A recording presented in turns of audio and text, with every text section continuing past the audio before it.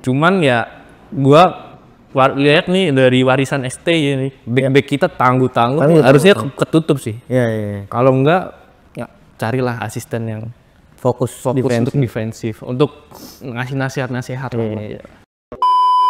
Dia di 4-2-3-1, kuncinya tuh di defensifnya, double pivot DM itu. lebih mirip kayak Arne Slot di Liverpool. Amin ya Allah. Jadi pivotnya aktif. Jadi kalau bola ke kiri dia ikut ke kiri, bola ke kanan dia ikut ke kanan. Terus pada kesempatan kali ini kami akan mengupas tuntas apa yang menjadi dasar dari taktik Patrick Kluivert. Selengkapnya kita bahas hanya di obrolan bola anak rental.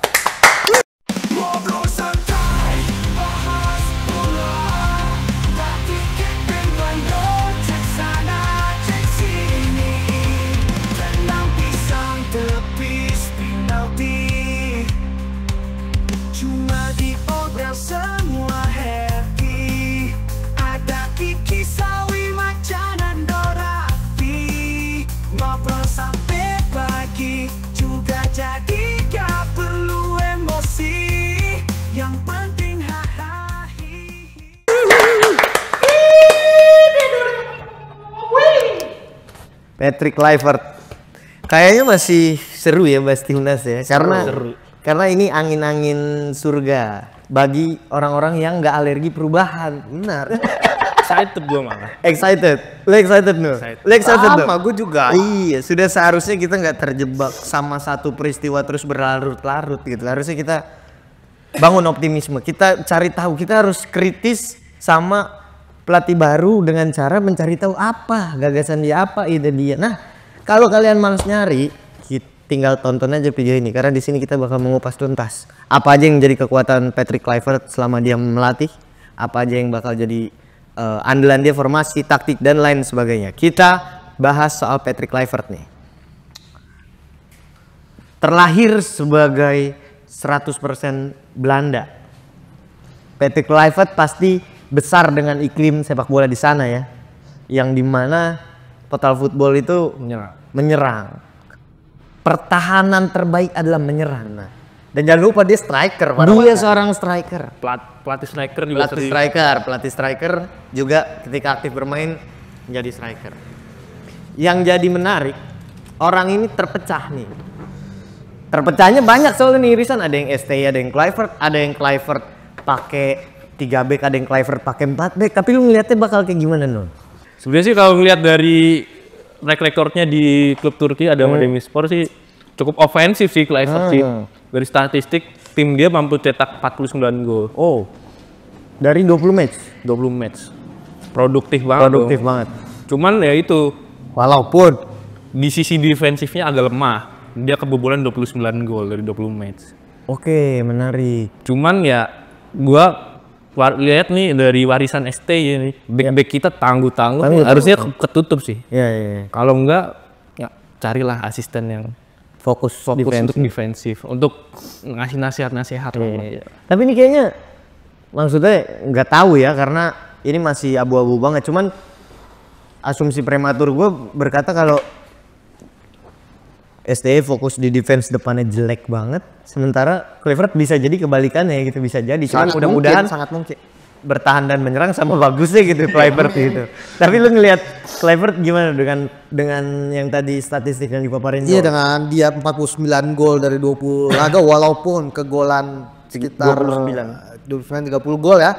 Tapi ya itu oke buat gua karena lini belakang kita sudah memang menjadi fokus 3 tahun terakhir mungkin dari warisannya Sintayong ya. Dan buat gue itu mungkin jadi pertimbangan federasi. Karena kita kurang di lini serang, karena buktinya dalam 6 pertandingan kualifikasi putaran 3 kita cuma bisa cetak gol itu 5 ya? 5 apa 4? 5 gol kan? Dan ya itu membuktikan produktivitas kita parah banget gitu dibanding Jepang misalnya. Ya walaupun Jepang di atas, tapi kan kita udah ada satu grup, kita bersaing di level yang sama. Kita harus menargetkannya sebagai lawan. Iya dong, kita harus ngeliat sebagai lawan setara gitu loh. Kalau Jepang bisa, kenapa kita nggak bisa? Orang gede juga nggak gede-gede amat, gedean orang kita malah. Kalau secara postur gitu ya, dan secara kualitas mungkin di bawah, tapi nggak gak jomplang lah menurut gua gitu. Kita udah punya nama-nama besar juga di squad kita. Apalagi dengan Clifford yang notabene menurut gua akan bermain dengan 4-3-3 atau 4-2-3-1 ya. 4-2-3-1. 4-2-3-1 ya. Ya itu kan lebih menarik sih, akan lebih atraktif gitu. Gue berharap total football dengan nuansa Belanda dikombinasikan dengan pemain-pemain yang tumbuh dan besar dari pendidikan sepak bola Belanda akan jadi mix and match yang cukup menarik untuk disaksikan gitu loh. Ya, dengan debutnya nanti ketika lawan debut versionalnya ketika nanti lawan Australia itu gue tunggu-tunggu banget sih. Iya. Tapi menarik kalau orang bilang kemungkinan sih Kluivert bakal pakai 3 back bla bla bla. Cuman kalau kita balik ke pakem sepak bola Belanda dan Patrick Kluivert di mana dia melatih itu kan Belanda di eranya ya. Iya, 4-3-3 dan 4-2-3-1 gitu. Bahkan kalau orang bilang di Piala Dunia Van Gaal pakai 3-5-2 itu kan tetap cara mainnya tetap 4-3-3 kalau gue rasa gitu dengan gimana satu back tengahnya itu masuk ke depan jadi pivot gitu. Itu kan kalau dipertimbangkan juga kalau kita ngeliat dengan seksama ya sama aja 4-3-3 juga gitu. Cuman yang menarik nih kekuatan Patrick Kluivert kalau dia pakai 4-2-3-1 ini ada di mana? Kalau gue lihat sih dari statistiknya terus juga lihat beberapa klip pertandingan ya. Gue coba tonton. Dia di 4-2-3-1 kuncinya tuh di defensifnya, double pivot DM itu. Lebih mirip kayak Arne Slot di Liverpool. Amin ya Allah, amin ya Allah. Ya, jadi pivotnya aktif. Jadi kalau bola ke kiri dia ikut ke kiri, bola ke kanan dia ikut ke kanan. Terus kalau buat di depannya tumpuannya di wingernya. Winger. Oke, menarik. Kalau gue ngeliat kita contoh kalau memang ya amin ke Arne Slot gitu berarti pakai 2 defensive midfield atau 2 pivot yang aktif bukan yang pasif ya. Itu alasan kenapa Endo udah gak pernah dimainin sama Arne Slot kan karena dia butuh pivot yang aktif eksplosif. McAllister dipaksa turun. Iya. Dan iya itu ibaratnya McAllister bukan tukang jagal tapi dipaksa bisa jagal, dipaksa bisa kreatif kan gitu konsepnya seorang Arne Slot. Kalau memang itu betul kejadian dengan Patrick Kluivert, artinya ada atribut yang harus ditambah dari gelandang kita gitu kan. Dan pos-pos apa aja Dos? Siapa yang bakal mengisi pos itu Dos? Menurut gua udah pasti kita perlu satu pivot lagi ya. Perlu satu defensif lagi karena Tom Hai gak bisa seagresif itu. Kalau kita menilik kalau Nathan sama Ivar masih bisa tapi menurut gua Nathan kurang jejak sebagai pivot gitu udah suka bengong ya, kan suka kecuali di U23 kemarin ya Asia ya sekali tuh ya kan maksudnya di era itu aja tapi kita ngelihat itu Nathan sering lost bola, sering ambil keputusan yang masih ragu-ragu gitu. Nggak sematang Ivar lah.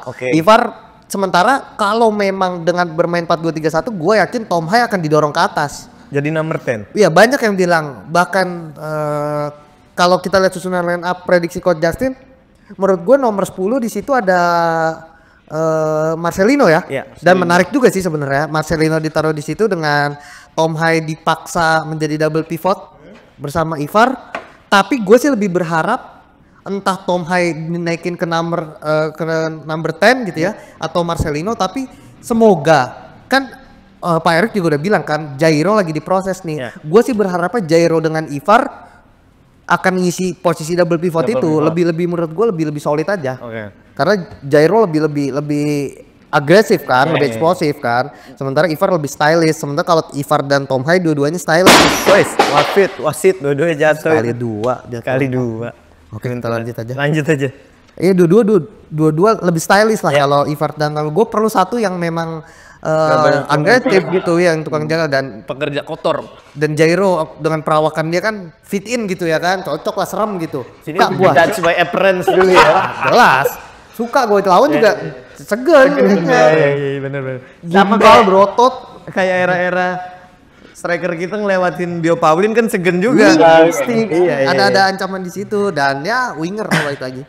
Winger no. Apa yang lu maksud dengan kuncinya ada di winger eksplosivitasnya kayak gimana maksudnya tipikal Kluivert ini? Dia tuh make wingernya inverted jadi kayak bukan double number 10 sih, lebih ke second striker gitu.